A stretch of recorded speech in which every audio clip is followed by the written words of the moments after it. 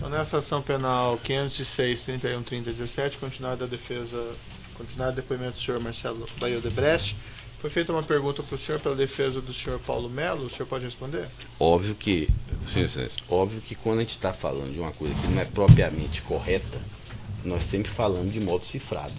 Então, aqui vai ter isso, em outro vai ter o italiano. Então, aqui eu digo isso. Lá na frente, eu deixo claro que eu vou buscar autorização italiana. Então, é só pegar esse bloco de 29 de e-mails todos e fica claro. Claro. Só fazer uma pergunta, então, bem específica, professor. Em algum e-mail que o senhor tenha juntado, alguma vez o senhor tem Paulo Melo e Pootiti copiados quando o assunto é planilha italiano? Todos. Veja todos? bem, é que não, deixa eu explicar bem. Esse termo planilha italiano, esse termo surgiu no âmbito da Lava Jato. Não existia esse termo planilha italiana, a gente não entendia assim, nunca eu falei planilha italiana.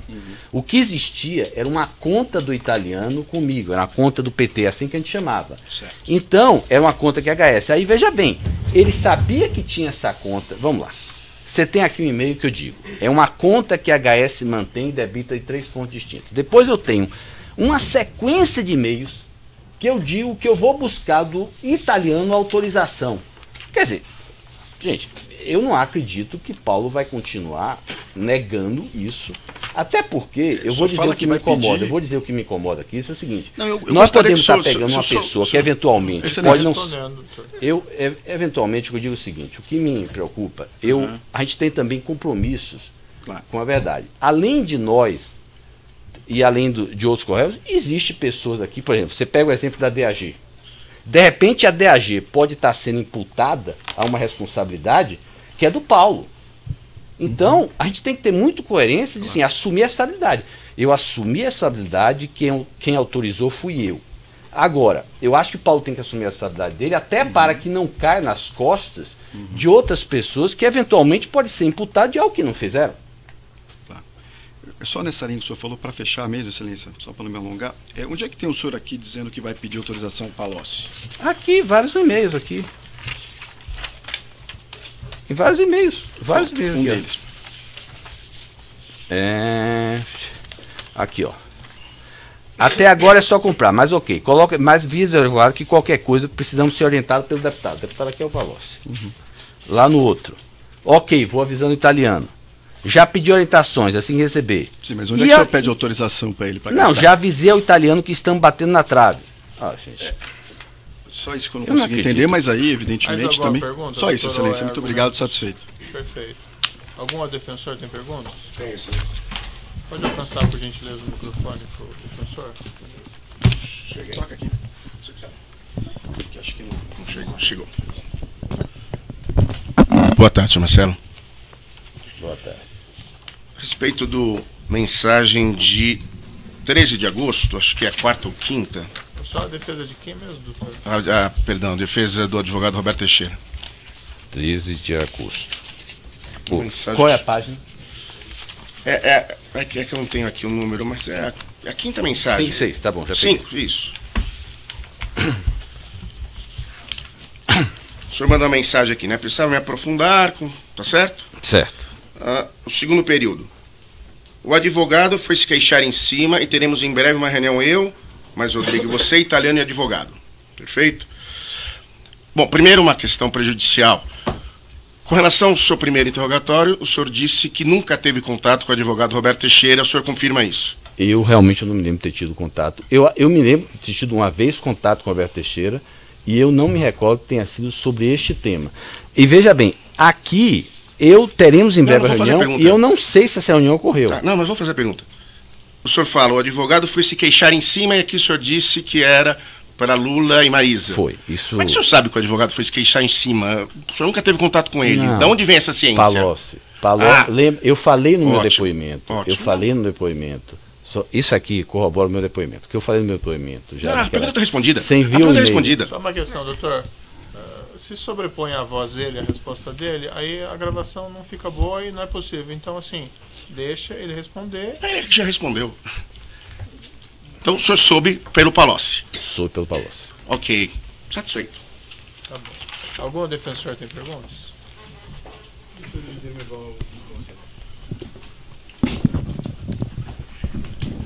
Marcelo, boa tarde. Em relação ao e-mail da página 6, onde aparece a referência a proprietário estruturado, nós lhe perguntaríamos, o termo negócio estruturado é comum no meio igumobiliário para designar negócios do tipo build to suit?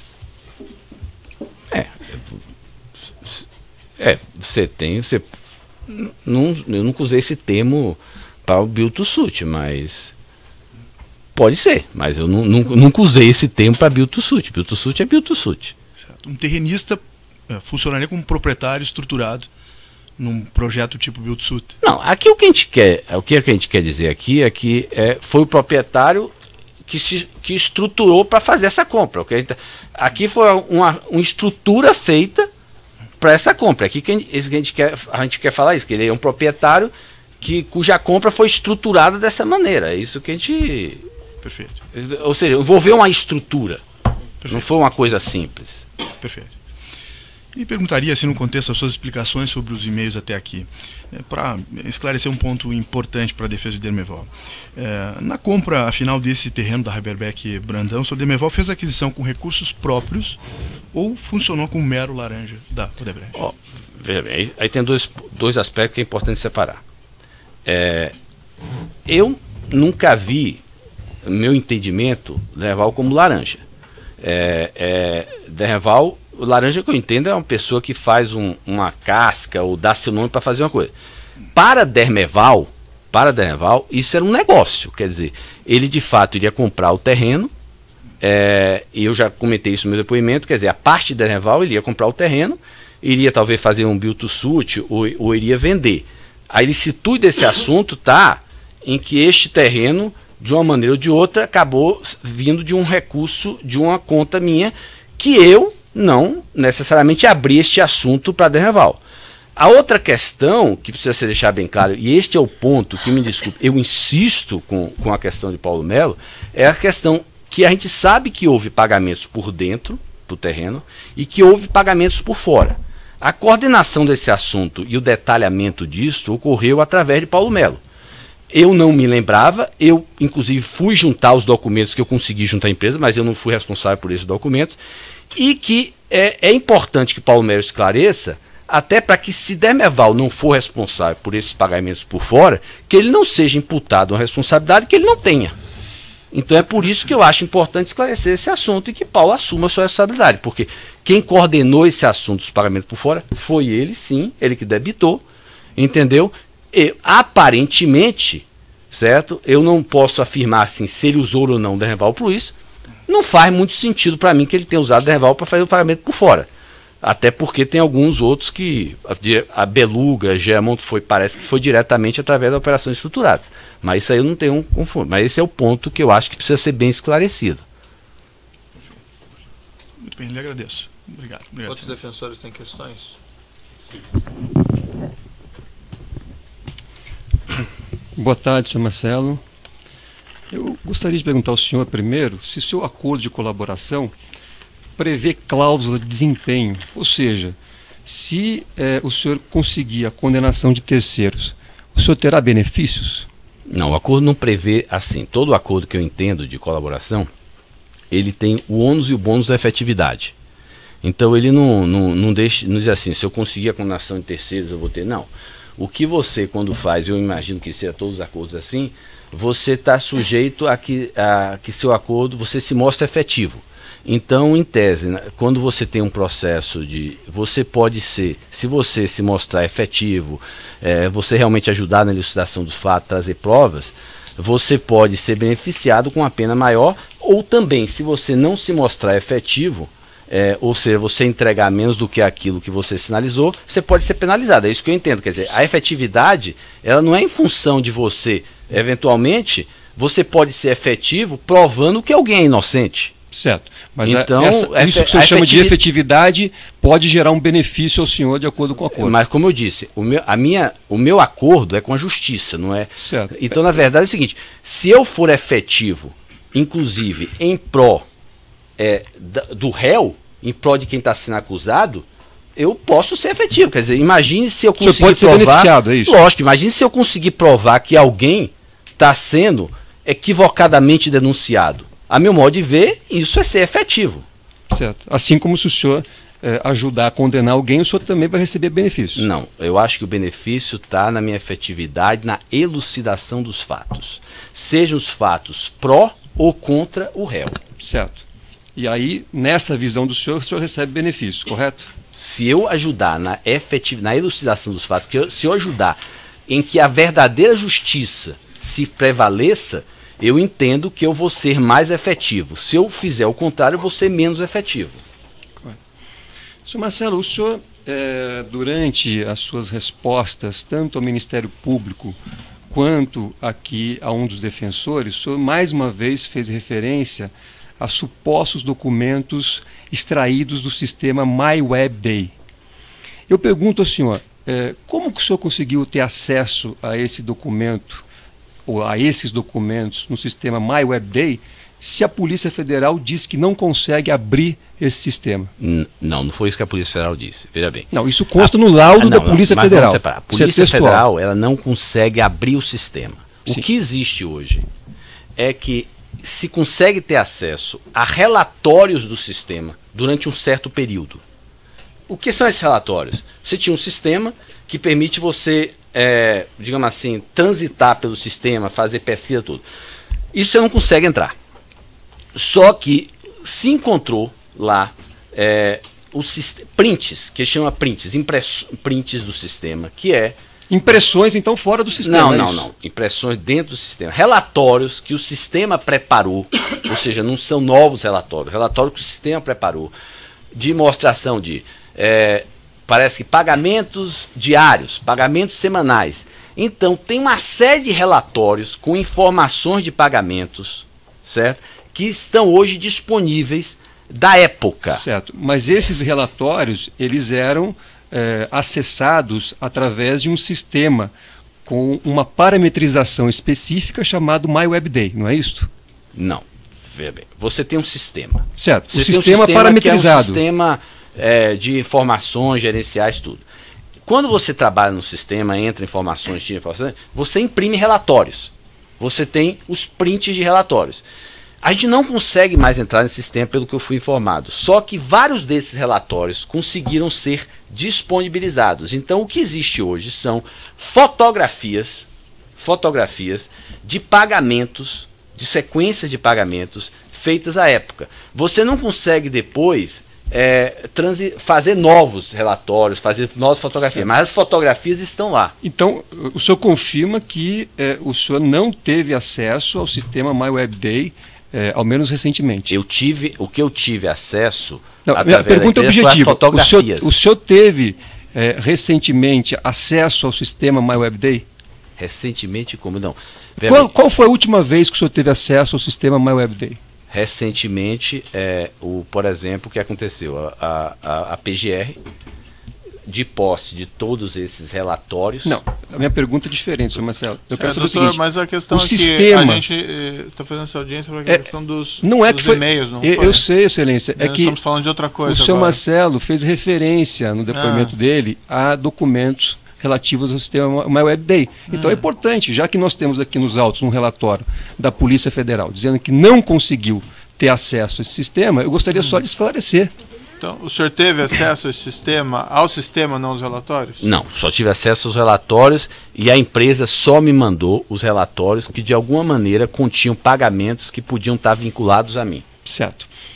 Senhor Marcelo, o senhor fez uma longa descrição aqui no início do seu depoimento sobre a forma como o senhor recebeu uma cópia do seu notebook.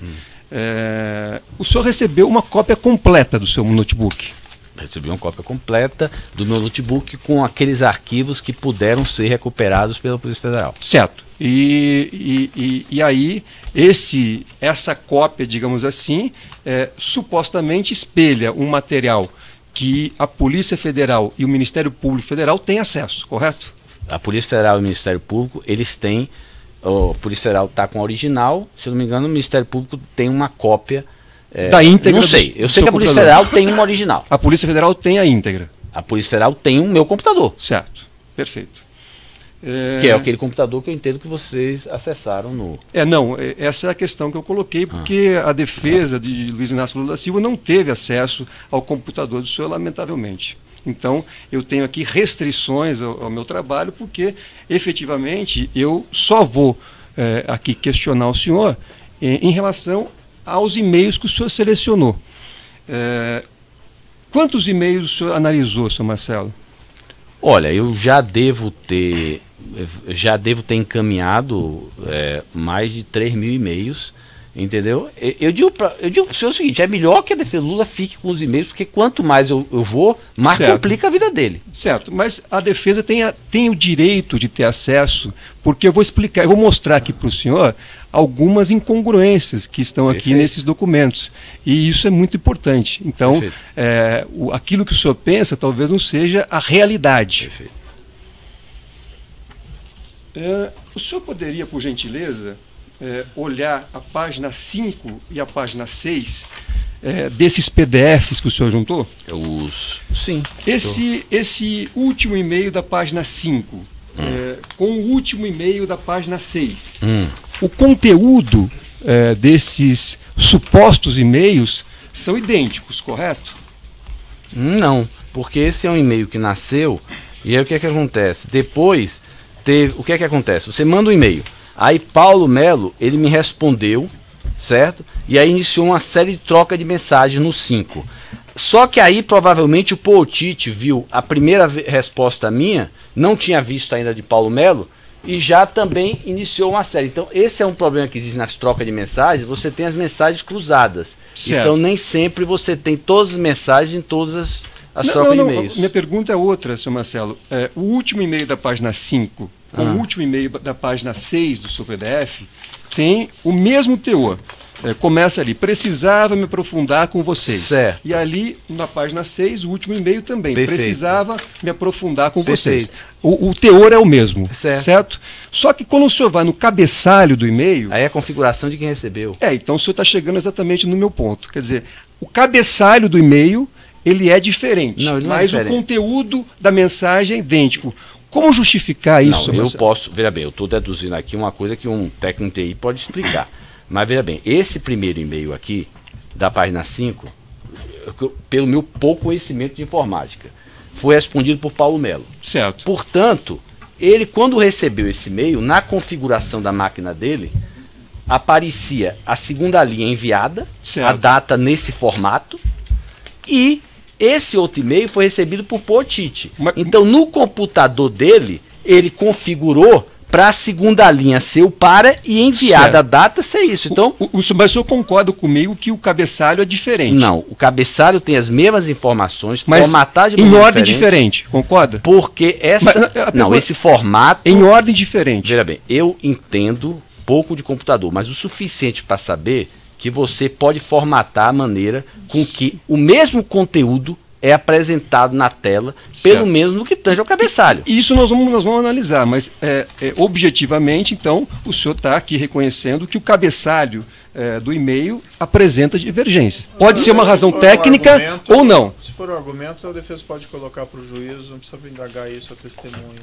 O que parece que a testemunha diz é que existem máquinas que têm configurações diferentes e aparecem de forma diferente. Sim, mas eu estou tentando esclarecer aqui a dúvida. Que existe uma fraude, mas o doutor pode guardar o argumento para o juiz, não precisa indagar a testemunha. Não, mas não estamos indagando sobre os PDFs, nós olhando os documentos, nós percebemos isso. Poderia ter alguma justificativa. Sim, né? mas então, ele já respondeu, não foi? Certo. Então não precisa insistir na pergunta 30 vezes. Certo. Senhor Marcelo, esse PDF que o senhor anexou aos autos... Qual página? Eu vou chegar lá. Esse PDF que o senhor anexou aos autos, ele se refere, na visão do senhor, a e-mails que estão no seu computador, ou seja, e-mails que o senhor recebeu ou e-mails que o senhor encaminhou. É isto? Sim. Certo. O senhor pode... Troca de mensagem que eu participei. O senhor participou? Ou fui copiado. Certo. O senhor poderia, por gentileza, ir à página 12...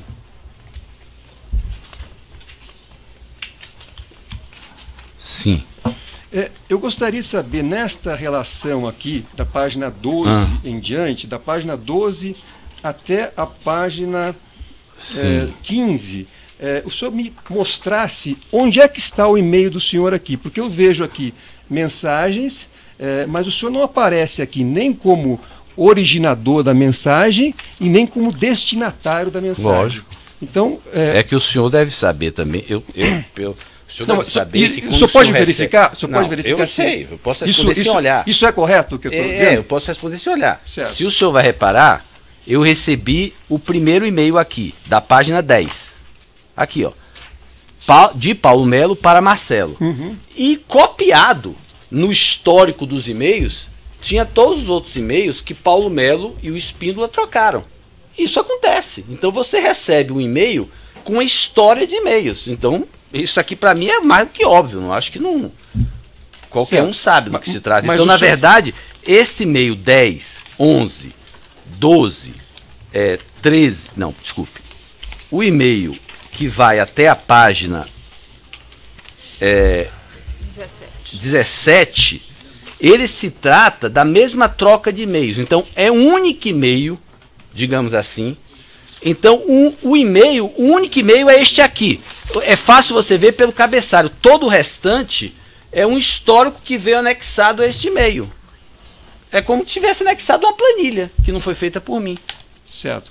Mas o senhor dizendo aqui, o senhor fez uma seleção daquilo que o senhor iria apresentar nesses PDFs. Não, eu fiz, o cuidado que eu tive foi o seguinte. Eu tive muito cuidado nesse processo de não ser parcial. Então, sim, o que eu fiz foi o seguinte, eu busquei todas as informações que eu tinha sobre, que eu encontrei, logicamente que alguns eu só encontrei depois, foi a petição que eu juntei no dia 28. Nessa petição mais a petição do dia 28, eu coloquei todos os e-mails, todas as informações que eu encontrei que pudessem envolver o Instituto. Eu estou tendo cuidado, porque, por exemplo, para o senhor ter ideia, tem anexos à minha colaboração que envolvem 500 e-mails. Não é que os 500 e-mails sejam 500 ilícitos, mas eu coloco tudo até para que se contextualize o todo. Então, todos os e-mails que envolvem o Instituto Lula estão nesta petição do dia 21 ou do dia 28. Fora algum erro que eu possa ter cometido, algum e-mail que eu não tenho, mas eu acho difícil porque eu procurei fazer a pesquisa com o maior cuidado possível. Certo.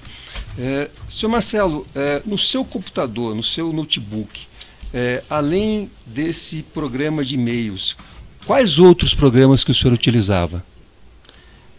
A maior parte eu usava e-mail, mas eu procurei também. Por exemplo, além de e-mails, você tem documentos de Word, você tem documentos de Excel, você tem anotações. Então, na verdade, minha pesquisa também envolveu isto. Mas envolveu todo o computador, todo o notebook. Envolveu todo o computador. E aí o senhor fez a seleção que o senhor imaginou que era adequada. Não é a seleção adequada. Tudo que eu encontrei relativo ao Instituto Lula, para elucidar os fatos, novamente, a minha intenção aqui, como colaborador, não é condenar ou inocentar quem quer que seja. Minha obrigação aqui como colaborador é elucidar a verdade e os fatos. Certo. E foi isso que eu procurei fazer, encontrando tudo que pudesse elucidar os fatos. Mas o senhor analisou, então, além dos e-mails, o senhor analisou outros programas que estavam no seu notebook. Correto? O senhor acabou de afirmar isso. Quando você faz uma pesquisa, quando você faz uma pesquisa de uma palavra-chave e tudo, a pesquisa envolve tudo que está no notebook. Então, na verdade, eu só achei nos e-mails. Ou certo, em alguns documentos que estão anexados a esses e-mails, entendeu? Mas que são relevantes, mas só isso. Eu não achei nada em outros... Fora, por exemplo, que a gente já conhecia, por exemplo. Tinha outros documentos, como a planilha italiana, que tem lá a menção OIL, mas isso já está anexado. Eu estou dizendo, documentos novos eu só achei nesses e-mails. Certo. Eu não tenho mais perguntas, Excelência, a fazer ao senhor Marcelo Debrecht, e apenas reitero que, diante dos esclarecimentos prestados aqui, a defesa não pode ficar privada do inteiro teor, do inteiro conteúdo do notebook do senhor Marcelo, porque a defesa tem o direito de fazer a sua própria análise, a sua própria investigação. Então eu reitero o que foi exposto no início da audiência e o que consta na petição protocolada na data de ontem. Certo. Mais alguma defesa? Tem perguntas? Excelência, só uma pergunta. Pode alcançar. Marcelo, o senhor encontrou alguma informação referente ao caso deste processo fora dos seus e-mails no seu computador? Não, eu digo, fora aquilo que já estava juntado aos autos, quer dizer, planilha italiana, não. Ok, sem mais perguntas. Certo. Eu devo presumir, então, tem aqui uma petição que motivou essa audiência. Uma delas foi a da defesa do senhor Luiz Inácio e também do senhor Glauco Costa Marques. Mas essa em particular é a petição da defesa do senhor ex-presidente no evento 1563, a partir da folha 4. Eu tenho uma série de indagações que não foram... Não, desculpe então. Mudaram aqui.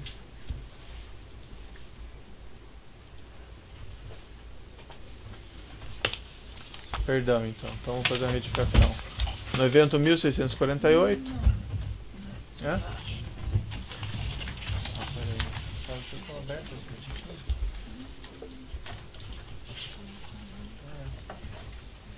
Perdão, então, a todos. No evento 1565,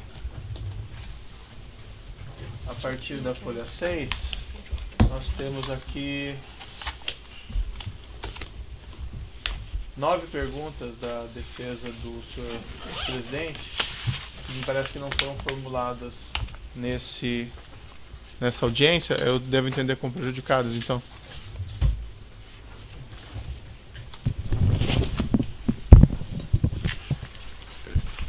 Excelência, a defesa reitera aquilo que foi dito.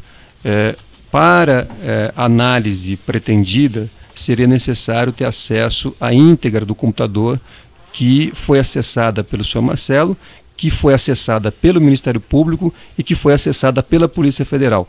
A defesa não pode trabalhar com seleção feita por órgão da acusação ou por delator. Perfeito. Na verdade, essas perguntas eu vou consigná-las aqui. Não tem nada a ver com o conteúdo de arquivos ou e-mails, mas eu vou tomar a liberdade de lê-las então, embora entenda que a defesa não queira fazê-las. Consta a primeira aqui no texto. Dessa forma, na busca da verdade real, resta inegável a necessidade de que o corréu colaborador Marcelo Baio Odebrecht responda aos seguintes questionamentos. 1. Em que dia e local lhe foi fornecido o HD contendo espelhamento do seu computador apreendido? Não tem nenhuma relação com a necessidade de ter tido acesso à íntegra. 2. Tal HD foi solicitado pelo colaborador à Força Tarefa Lava Jato da Procuradoria da República em Curitiba ou lhe foi entregue por determinação desta? Também não tem nenhuma necessidade de ter tido acesso ao íntegro do material. 3. Quais as orientações que lhe foram passadas pela MPF quando a entrega do material? Também não tem nenhuma relação com a necessidade de ter tido acesso à íntegra desse material. Como se deu a entrega do material pela força-tarefa ao corréu colaborador? Igualmente o que disse anteriormente. 5. Em 4/9/2017, o senhor Marcelo Odebrecht foi interrogado por esse juízo, nos autos da presente ação penal. Na ocasião, afirmou que documentos juntados previamente e informações prestadas no auto judicial tinham sido obtidos durante sua preparação para o interrogatório. Por qual motivo o acesso às informações constantes de seu computador pessoal não foi realizado nesse momento, tão importante dentro de um procedimento criminal? Igualmente, não havia nenhuma necessidade de ter acesso ao material na íntegra para fazer essa pergunta. O Ministério Público Federal, mais especificamente Força Tarefa Lava Jato da Procuradoria-Geral da República em Curitiba, que estava há anos em poder do material, não tinha condições para analisar por si só os referidos e-mails? 7. Quando a celebração de seu acordo de colaboração, não lhe foi exigido que fornecesse elementos de prova capazes de corroborar suas declarações, dentre eles acesso ao seu computador pessoal e as informações ali existentes? Por que motivo a busca não foi feita anteriormente, tendo sido realizada apenas após a sua progressão de regime? Todas essas perguntas, nenhuma delas com necessidade de ter tido acesso à íntegra do computador. Não era possível que tais e-mails tivessem sido buscados anteriormente, da mesma forma que o colaborador vem prestando reiterados depoimentos perante as mais variadas autoridades públicas, ou então da maneira como tem obtido outros documentos? Então ficam consignadas essas perguntas, a defesa não quer fazê-las, então vou reputar como prejudicadas. Eu vou fazer aqui a referência, a última aqui. Ao contrário do que foi dito aqui pela defesa, a decisão do juízo foi no sentido de permitir o acesso à íntegra dos e-mails do senhor Marcelo Odebrecht junto à Polícia Federal. Isso foi permitido desde 4 de abril desse ano. A compreensão do juízo que a pretensão era de acesso às mensagens, certo? Agora, com o esclarecimento da petição de ontem, que a pretensão era acesso a todo o material, o juiz vai deferir o acesso a todo esse material. Vossa Excelência me permite só um esclarecimento? Não permito, o juiz já foi feita uma decidiu, afirmação, foi pedido acesso ao disco rígido, contendo o espelhamento do computador do Sr. Marcelo Odebrecht. Isso consta no evento 1565. Então, eu só gostaria de enfatizar a Vossa Excelência que, data vênia, o pedido foi feito, o pedido foi deferido. O pedido foi deferido em relação à questão das mensagens eletrônicas. A compreensão do juízo era essa. Agora, tudo bem, a defesa está ampliando o pedido de ontem, eu estou deferindo, aqui vou consignar no termo. Agora, a justificativa da defesa de que foi cerceada é uma justificativa que não corresponde à realidade. Máxime, porque os quesitos aqui que eu li, inclusive, todos poderam perceber, não havia nenhuma necessidade de ter acesso ao material na íntegra. E com isso eu encerro aqui a audiência. Eu respeito a opinião de Vossa Excelência, mas... Pode interromper.